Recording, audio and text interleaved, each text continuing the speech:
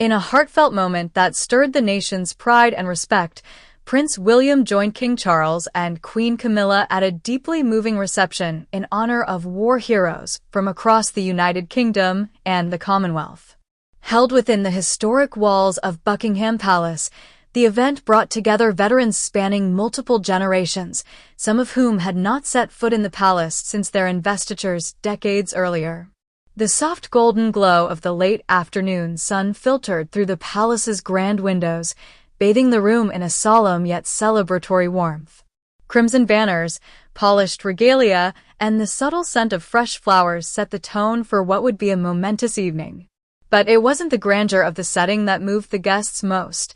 It was the genuine emotion and attentiveness of the royal family. A royal welcome.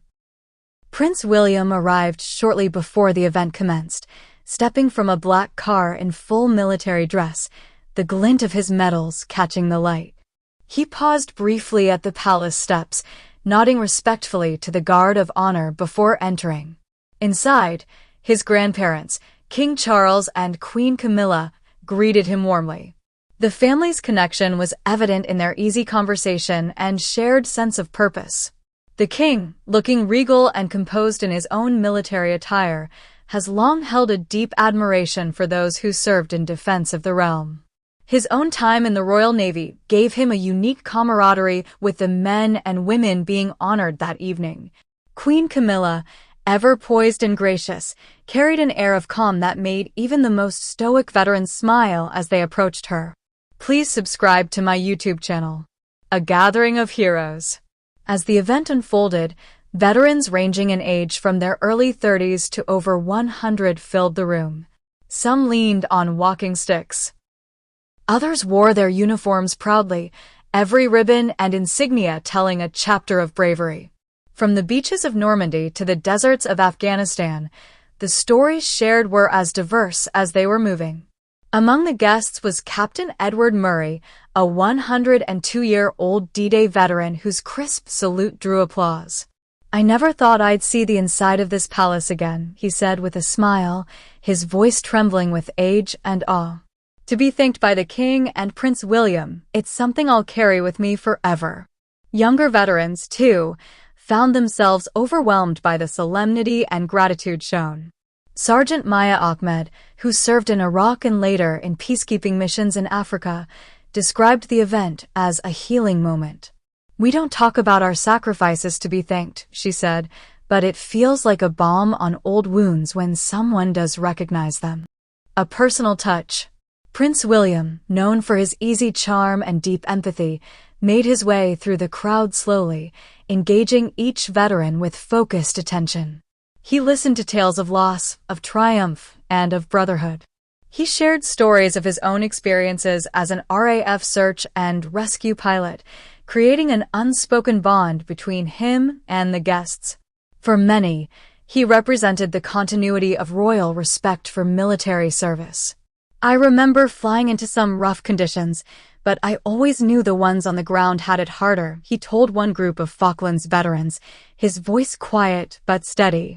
He knelt beside a wheelchair-bound Korean War veteran and grasped his hand firmly. "Your courage paved the way for my generation." "Thank you," he said, as the man's eyes welled with tears. The King's address.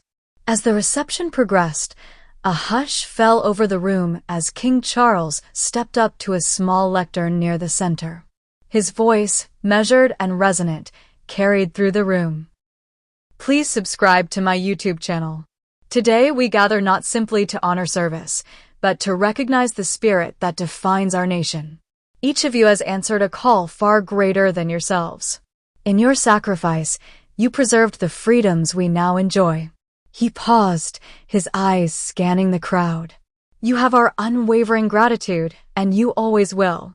The applause that followed was not thunderous, but respectful and sincere, every hand clapping for comrades and heroes, for memories both painful and proud. Music, memories, and moments.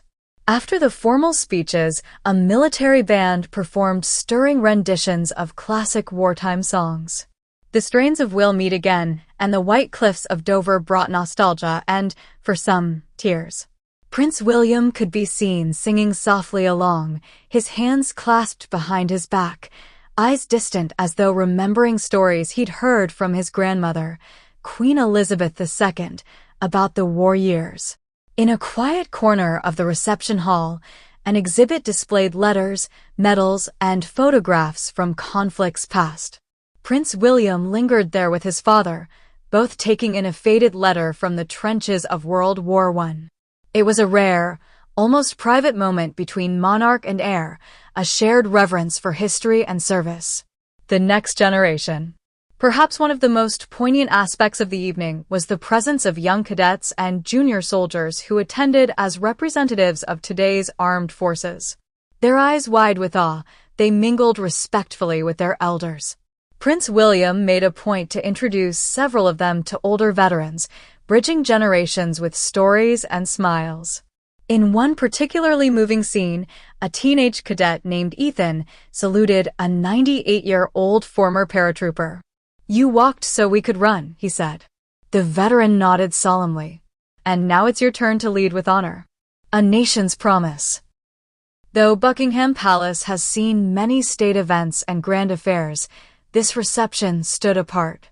There were no cameras flashing wildly, no tabloid frenzy, just a quiet, reverent evening where gratitude took center stage. For the royal family, it was not merely duty, but a personal mission to ensure no sacrifice went unnoticed. As the sun dipped low and the last veterans took their leave, Prince William stood once more beside his father.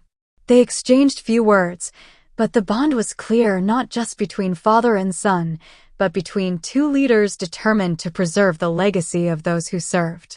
For a nation so deeply entwined with its history, the event was a reminder that the past is not forgotten and those who shaped it will forever be honored. Subscribe the channel to get such videos.